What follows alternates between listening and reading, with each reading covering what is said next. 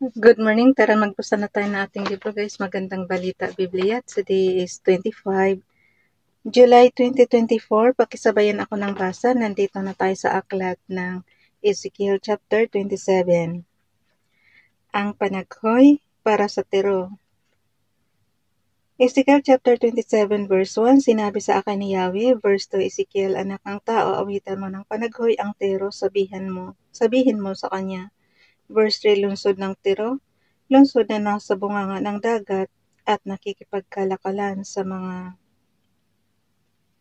bansa sa malalayong dako. Ito ang ipinapasabi sa iyo ni Yahweh, pero ipinagmamalaki mo ang iyong kagandahan at sinasabing wala kang kapintasan. Verse 4, ang tahanan mo ay ang karagatan.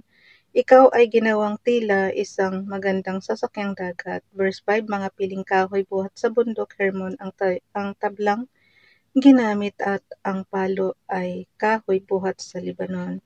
Verse 6, ang mga sagwan mo ay ensena buhat pa sa Bashan, mga tablang cedar buhat pa sa Cyprus, ang matibay mong kobyerta at may disenyo pang garing.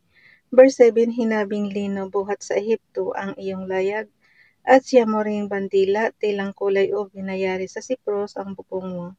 Verse 8, ang mga taga-Sidon at Arvad, ang iyong taga-sagwan, ang mga tripulante, mga dalubhasa mong tauhan.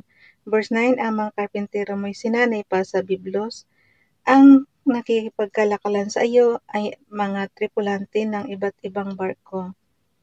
Verse 10, mga taga-Persya, Lydia at Libya ang bumubuo ng iyong hukbo, mga kalasag at helmet nila'y nakapalamuti sa iyong mga dingding. Verse 11, mga taga-Arvad ang nakapaligid sa iyo at mga taga-Gamad ang nasa iyong bantayan. Ang kanilang mga kalasag at helmet ang lumulubos sa iyong kagandahan. Verse 12, ang Tarsis ay nakikipagkalakan sa iyo, ang kanyang minang pilak, bakalata at tingga ay ipinagpalit niya sa mga pangunahing paninda mo. Verse 13, ang Javan, Tubal at Meshek ay nagdala sa iyo ng mga alipin at kagamitang tanso bilang kapalit ng iyong mga produkto. Verse 14, kabayo at asno naman ang ibinabiyahe sa iyo ng Bet-Togarma. Verse 15, nakipagkalakalan din sa iyo ang mga taga-Rhodes, maraming lugar sa baybayin. Ang mga dinalhan mo ng paninda garing at pangil naman ng elepante ang kanilang ipinalit. Verse 16, nakipagkalakalan, trade in noong araw guys. Kung ano yung mo, pwedeng ipalit sa iyong kung ano yung paninda mo.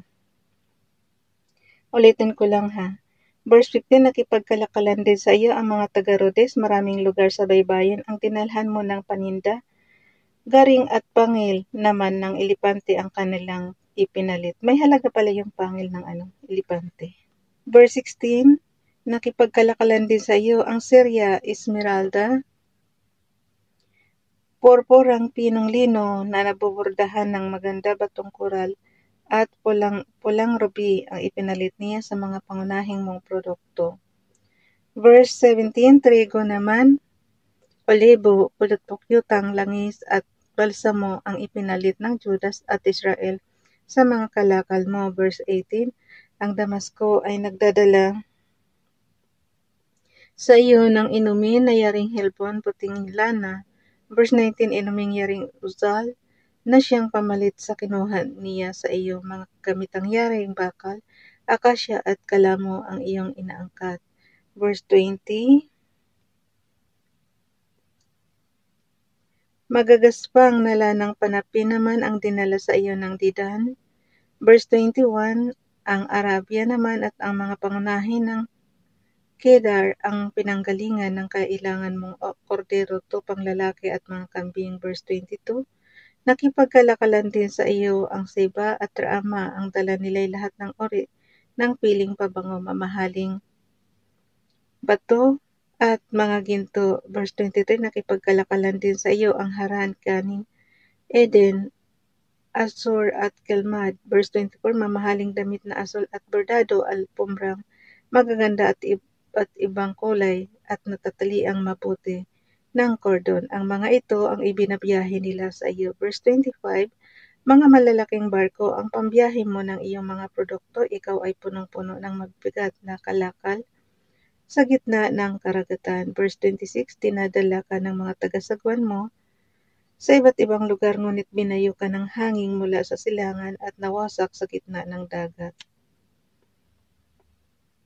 Ay, Father God, pakitulungan niyo po ang Pilipinas ngayon na siyang nasasalanta ng bagyong Karina. Nawa yung mga nababaha ba nating lugar matuyo kagad yung baha, guys. Kasi yun ang ipanalangin natin na mahupa kagad yung baha natin para mabigyan na ng tulong kagad. Kasi paano mabibigyan ng tulong kung hindi mapasok yung lugar, diba? So, Father God, pakitulungan niyo po. Ulitin ko lang dito sa 26, Ezekiel chapter 27 verse 26. Dinadala ka ng mga taga-sagwan mo sa iba't ibang lugar, ngunit binayo ka ng hangin mula sa silangan at nawasak sa gitna ng dagat.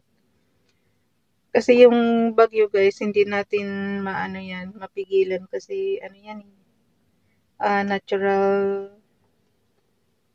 yan. Basta ewan ko ba, bakit mayroon pang bagyo-bagyo, dapat wala na. Wow. Okay, verse 27. Ang saklap kasi kahit pala nung araw mayroon ng, pero hindi naman to bagyo, dagat. Dinadala ka ng taga-sagwan mo sa iba't ibang lugar, ngunit binayo ka ng hangin mula sa silangan. Sa atin naman, habagat. Hangin mula sa silangan is, ano nga to? Hangin mula sa silangan, pareho lang. At nawasak sa gitna ng dagat. Kayo na umintindi, guys, sa verse 26. Kung anong nakapinsala din sa kanila. Verse 27, ang iyong kayamanan, kalakal, mga marinero, kapitan, taga-kumpuni, mga ngalakal, at mga kawal ay kasama mong nalubog sa dagat nang ikaw ay mawasak. Sa verse 28, mga lugar sa baybayin ay nayanig sa sigaw ng mga taga-sagwan mong nalulunod sa gitna ng tubig. Kaya nga, Father God, tulungan mo naman yung aming baha. Alisin mo naman yun. Nawa makarecover ka agad ba ang Pilipinas? Tayo dito, guys, wala tayong maitutulong kundi puro dasal lang talaga. Kasi paano natin sila matutulungan, napakalayo natin. Kaya salute doon sa mga nagre-rescue doon sa baha. Kahapon nakikita natin ang daming nagre-rescue. Tsaka pa sa salamat PBBM at nabigyan mo kaagad ng lunas. Yung pang kita mo tinipon niya kaagad para maano yung mga kabinete niya para kumilos na, lalo na yung mga involved sa mga pagtulong na katulad ng DSWD, ng DILG. Pasalamat tayo, mabilis silang kumilos. Okay, dito tayo sa verse 28. Ang mga lugar sa baybayin ay nayanig. Ulitin ko nga yung verse 27, guys. Ay 26 para maintindihan nyo kung bakit nagkaroon din to ng pagwasak. Verse 26, dinadala ka ng mga taga-sagwan mo sa iba't ibang lugar, ngunit binayo ka ng hangin mula sa silangan at nawasak sa gitna ng dagat. Verse 27, ang iyong kayamanan, kalakal, mga marinero, kapitan, taga-kumpuni, mga ngalakal, at mga kawal ay kasama mong nalubog sa dagat nang ikaw ay mawasak. Verse 28, mga lugar sa baybayin ay nayanig sa sigaw ng mga taga-sagwan mong nalulunod sa gitna ng tubig. Verse 29, wala ng tao, isa man sa mga barko, nag-alisa na ang mga tripulante. Verse 30, tinangisan kanila ng buong kapaitan. Nilagyan nila ng alabok ang kanilang ulo sa kagumulong sa bunto ng abo.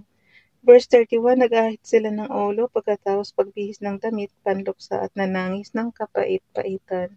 Verse 32, ang panaghoy nila hinaluan pa ng panaghoy.